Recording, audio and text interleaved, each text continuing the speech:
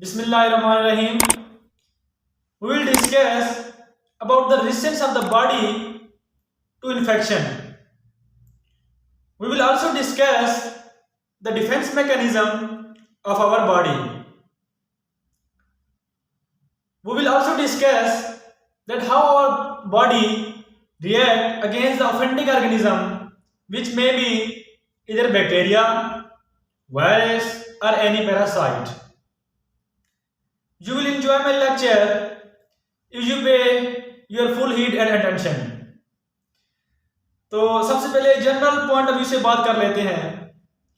देखें, जब भी कोई कंट्री किसी दूसरी कंट्री के ऊपर अटैक करता है तो उस कंट्री का जो डिफेंस मैकेनिज्म है वो एक्टिव होता है। उस डिफेंस मैकेनिज्म में फर्दर जो है उस कंट्री का जो आर्मी का चीफ होता है वो अपना रोल प्ले करता है। सेम इसी तरह जब कोई बैक्टीरिया, वायरस या फंजाई हमारी बॉडी के ऊपर रिएक्ट करता है, हमारी बॉडी के ऊपर जो है इन्वेड करता है, तो हमारा बॉडी का जो डिफेंस मैकेनिज्म है, जो हमारा जो बॉडी का जो आर्मी चीफ है वो leukocytes mean white blood cells हैं। और जो हमारा आर्मी का चीफ है इसके पास सोल्जर बहुत कम है, टोटल 6 सोल्जर हैं इसके पास। Mean the components of white blood cells are 6 in numbers. So the weapons we have in our body against the invading organism, mean offending organism, which may be either bacteria, virus or any parasite, is white blood cell. Okay.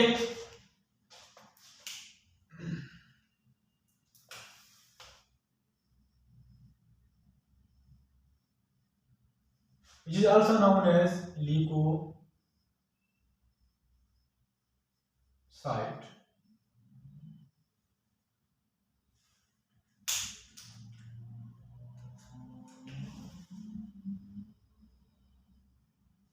ये तो हो गया हमारा body के जो army का chief है वो व्हाइट ब्लड सेल हो गया, ठीक है। इसके बाद जो फर्दर सोल्जर्स हैं उनकी तादाद 6 है, वो बहुत कम तादाद में है, ठीक है।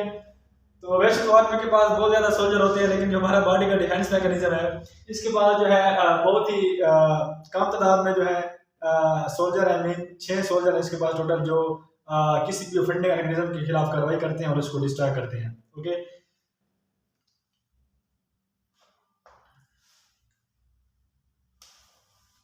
so these are neutrophil,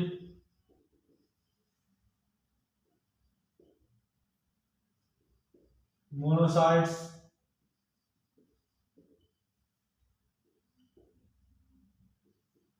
basophil,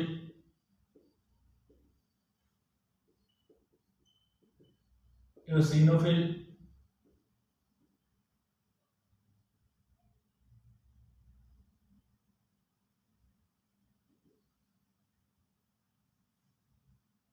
number 5 lymphocytes,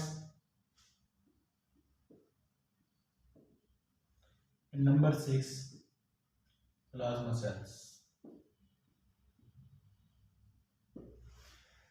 मगर इनकी तादाद जो है इंडिविजुअल तादाद बहुत ज्यादा होती है, ठीक है। मीन के न्यूट्रोफिल जो है ये बहुत ज्यादा क्वांटिटी में होंगे हमारे ब्लड के अंदर, ठीक है। इस तरह मोनोसाइट्स भी, बेसोफिल्स भी और एओसिनोफिल भी और लिम्फोसाइट्स और प्लाज्मा सेल्स, ठीक है।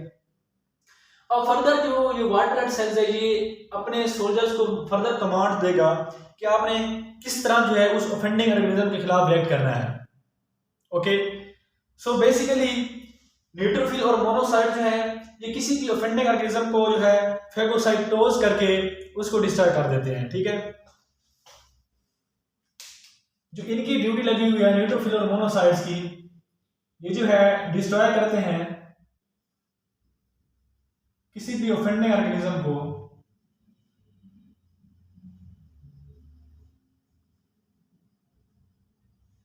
बाय फेगोसाइटोसिस,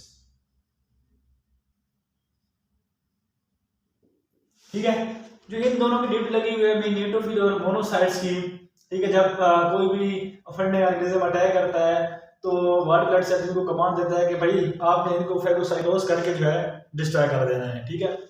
और जो बेसोफिल्स हैं इनकी क्या ड्यूटी है, ये बेसिकली तब रोल प्ले करते हैं जब कोई पैरासाइटिक हमला होता है हमारी बॉडी के ऊपर, ठीक है, ड्यूरिंग पैरासाइटिक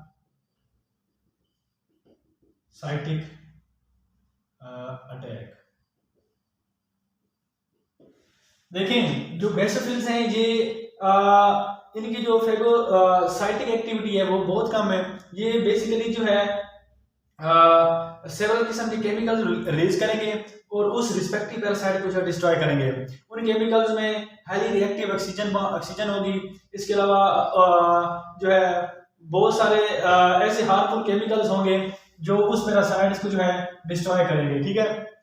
इसके अलावा जो है एओसिनोफिल्स जो है ये बेसिकली एलर्जिक रिएक्शन में अपना रोल प्ले करते हैं, ठीक है, एलर्जिक रिएक्शन।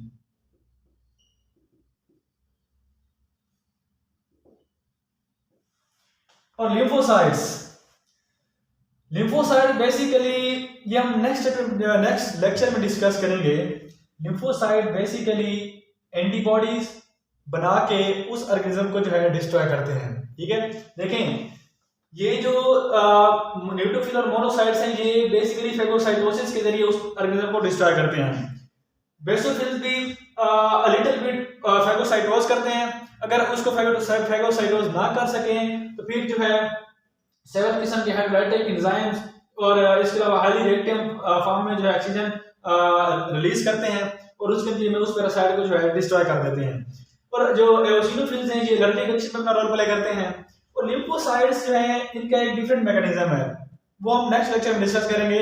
ये एंटीजेन्स के खिलाफ एंटीबॉडीज बनाएंगे, उस बैक्टीरिया के या वायरस के खिलाफ एंटीबॉडीज बना के उसको डिस्ट्रॉय करेंगे, ठीक है, एंटीबॉडीज।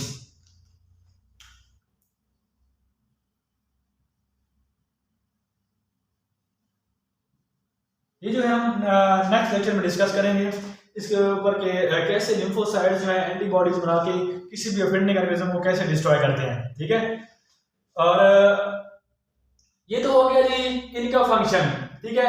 और प्लाज्मा सेल्स भी बेसिकली इन लिम्फोसाइट के साथ मिलके ही एंटीबॉडीज बनाने में अपना रोल प्ले करते हैं, ठीक है, वो उस ऑफेंडिंग ऑर्गेनिज्म को डिस्ट्रॉय करते हैं।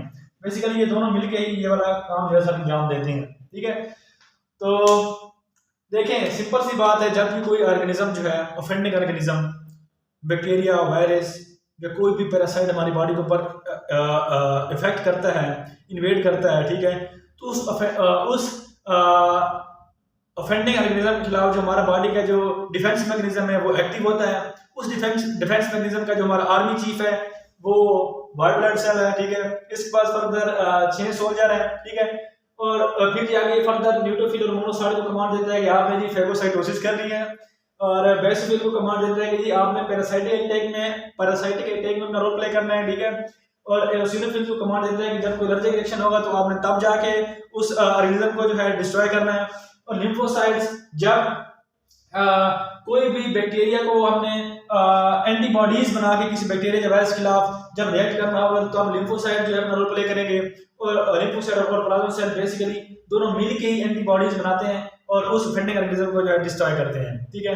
ये तो हो गया इनका एक जनरल पॉइंट ऑफ व्यू। अब हम डिस्कस करते हैं कि कैसे न्यूट्रोफिल और मोनोसाइट जो हैं किसी भी ऑफेंडिंग ऑर्गेनिज्म को कैसे फेगोसाइटोज करते हैं, ठीक है।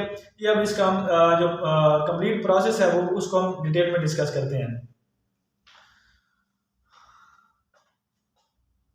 Now we will discuss that how neutrophil and monocytes move toward the chemotactic source, mean towards the offending organism.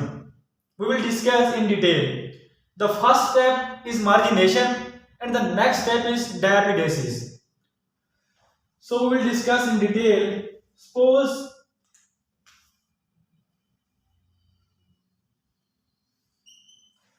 this is a tissue in which capillary is running.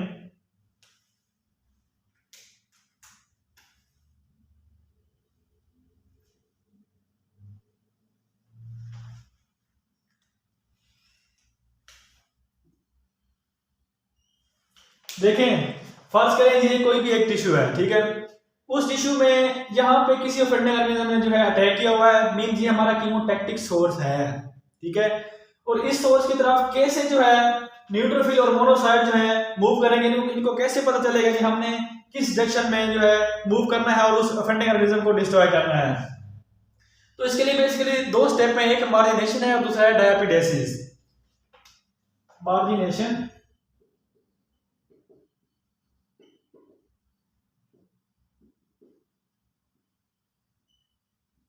And डायपिडेसिस। देखें, जब यहाँ पे ऑफेंडिंग ऑर्गेनिज्म अटैक करेगा तो यहाँ पे inflammation generate होगी, ठीक है। ये जो अपने सराउंडिंग टिश्यूज को जो है इंजर करेगा और यहाँ पे इन्फ्लेमेशन जो है वो प्रोड्यूस होगी। उस इन्फ्लेमेशन के नतीजे में ये बैक्टीरिया जो है सर्टेन किस्म की टॉक्सिक जनरेट करेगा, toxic earth and the products of several biochemical reaction produced by the tissue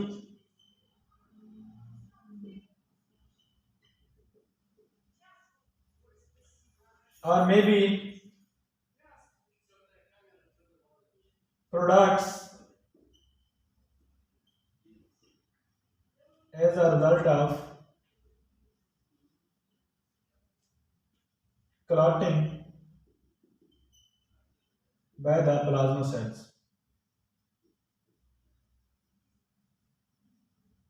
ठीक है, बेसिकली जी हमारे पास जो है कीमोटैक्टिक जो है फैक्टर्स हैं जो कीमोटैक्टिक सोर की तरफ न्यूट्रोफिल्स और मोनोसाइट्स को मूव कराएंगे, ठीक है।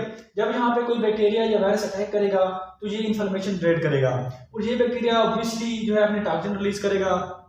उसके नतीजे में जो है यहाँ पे इन्फ्लेमेशन जनरेट होगी। उस इन्फ्लेमेशन के नतीजे में जो इंजर्ड टिश्यू होगा वहाँ पे सेवरल किस्म की रिएक्शन होंगे, ठीक है। उन रिएक्शन के नतीजे में जो प्रोडक्ट बनेगा वो भी एक कीमोटैक्टिक सोर्स का जो है रोल प्ले करेगा, ठीक है। Now due to the inflammation of this tissue, these inflamed tissue will release cytokines and other biochemical products. These cytokines and other biochemical products will increase expression of selecting and intercellular adhesion molecule on the endothelial membrane of the capillary. Cytokines and other biochemical products released from these inflamed tissue will cause the increased expression of selecting and intercellular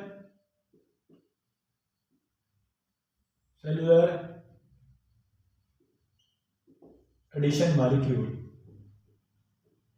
ठीक है। देखिए बहुत simple है, जब यहां से tissue inflame करेगा उस इन्फ्लेमेशन के नतीजे में वो टिश्यू जो है साइटोकाइन्स को जनरेट करेगा। वो साइटोकाइन जो है फर्दर सेलेक्टिंग और इंटरसेलुलर एडिशन मॉलिक्यूल की जो है एक्सप्रेशन को इंक्रीज कर देंगे on the endothelial membrane of the capillary, ठीक है। ये जो है सेलेक्टिंग और इंटरसेलुलर एडिशन मॉलिक्यूल जो है बाइंडिंग साइट प्रोवाइड करेंगे फॉर द न्यूट्रोफिल्स।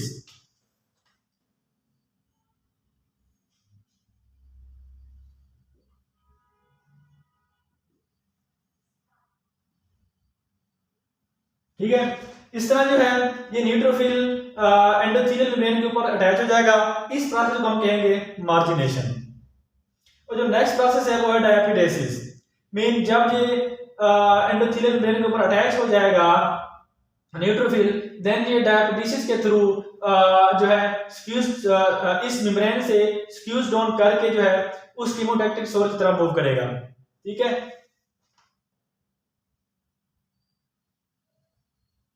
अब ये यहां से डायपिडेसिस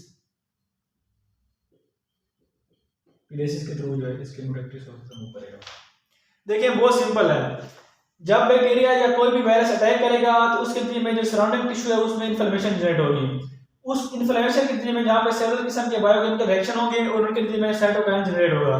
ये साइटोकाइन की ये खासियत है कि ये सेलेक्टिंग और इंटरसेलुलर एडिशन मॉलिक्यूल की जो सेक्रीशन है, जो उसका एक्सप्रेशन है वो एंडोथेलियल मेम्ब्रेन के ऊपर इंक्रीज कर देता है, जिसके नतीजे में ये बाइंडिंग साइट प्रोवाइड करते हैं न्यूट्रोफिल्स को।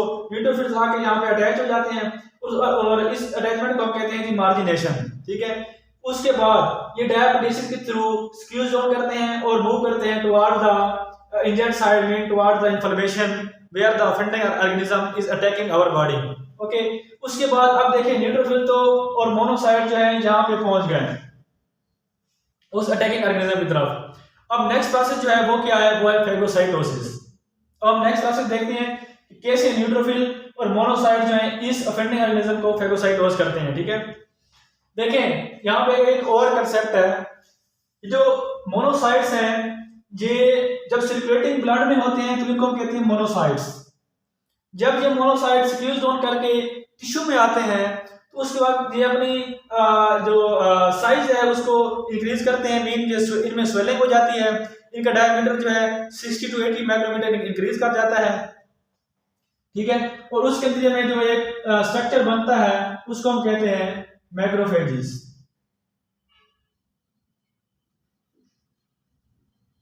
ठीक है। तो किस तरह आप न्यूट्रोफिल और मैक्रोफेजेस जो है इस ऑफेंडिंग ऑर्गेनिज्म को जो है फेगोसाइटोज करेंगे, इसका हम जो है प्रॉपर मैकेनिज्म देखते हैं, ठीक है। सबसे पहले फर्ज करें इसको हम थोड़ा सा इधर डिस्कस करते हैं।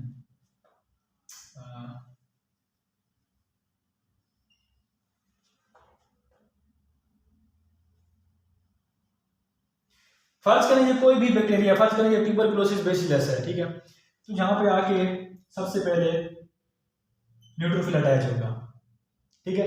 जैसे न्यूट्रोफिल अटैच होगा उस अटैचमेंट के बाद न्यूट्रोफिल जो है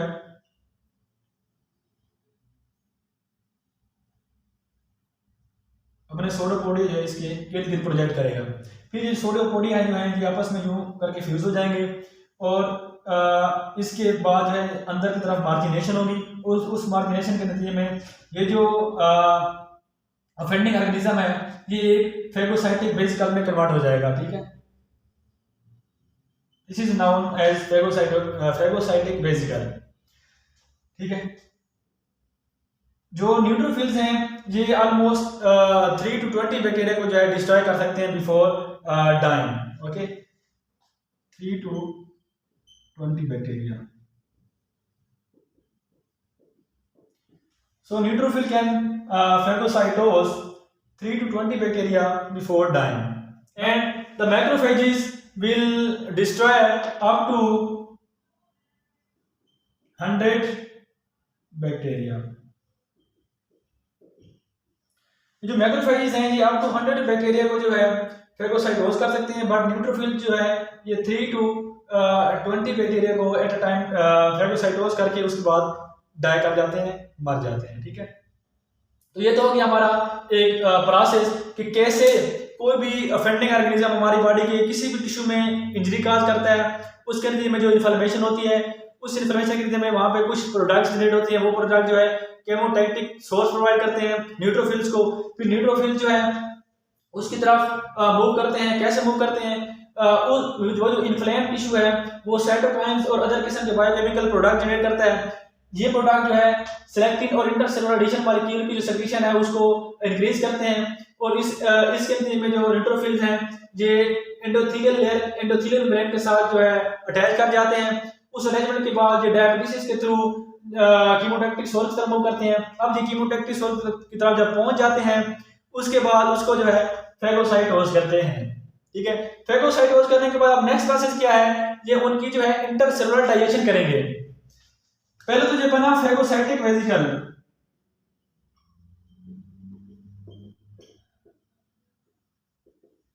ठीक है।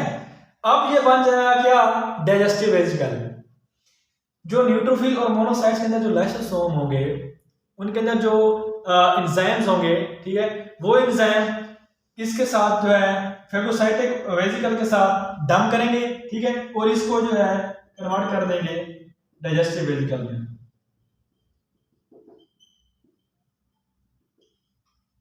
इस तरह करके ये उस बैक्टीरिया को या वायरस को डिस्ट्रॉय कर देंगे, ठीक है।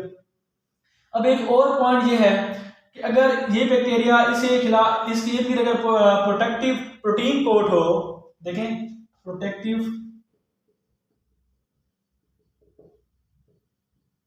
प्रोटीन कोट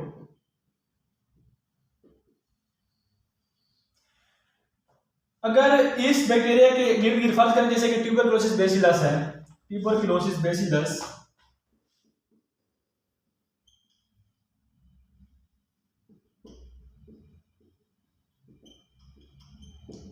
जो ट्यूबरकुलोसिस बेसिलस है इसकी जो गिर्द जो है प्रोटेक्टिव प्रोटीन कोट होती है, जो फैगोसाइटिक और मैक्रोफेजेस और न्यूट्रोफिल की जो फैगोसाइटिक एक्टिविटी है उसको रिड्यूस करती है। मीन उसके जो एंजाइम है वो इस प्रोटीन कोड के ऊपर जो है एक्ट नहीं करते।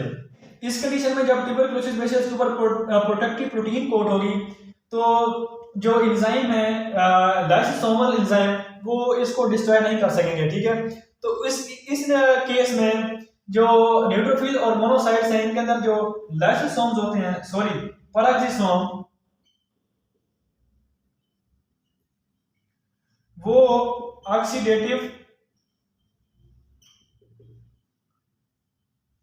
एजेंट्स रिलीज करते हैं, oxides, super oxides, peroxide, hydroxyl ion.